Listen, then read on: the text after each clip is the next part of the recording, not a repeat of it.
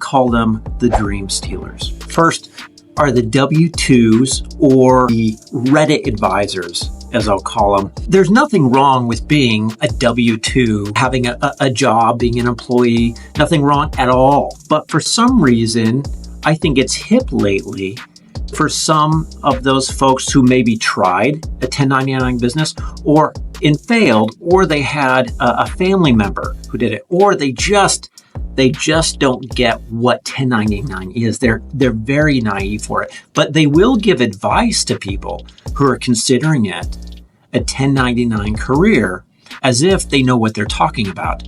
And they do it out of naivety, fear, or failure. Being 1099 simply means that you do not have an employer paying your FICA or covering other benefits. You're a business owner. That is exactly the local mom and pop ice cream store is 1099. Your taxi driver is often 1099. That kind of dates me. I think your Uber driver is often 1099. If you're 1099, you have increased risk financially. It means that you've got to create revenue minus your expenses, and then you have an income. The negative is that's higher risk than being an employee, where you don't incur those expenses or that risk of having to make that revenue. Someone is guaranteeing revenue, at least for the time being.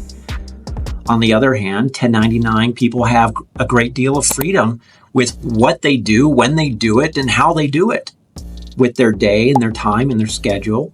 They also have total control over their upside relative to someone who's a W-2. And they have far more upside, but fewer of them will experience that upside because there is more risk. More people in the W-2 world will experience the financial gains promised them because it's a salary or it's a wage. Another downside, is W-2 has short-term security and perhaps some extra benefits, again, more security. But long-term, there's zero security.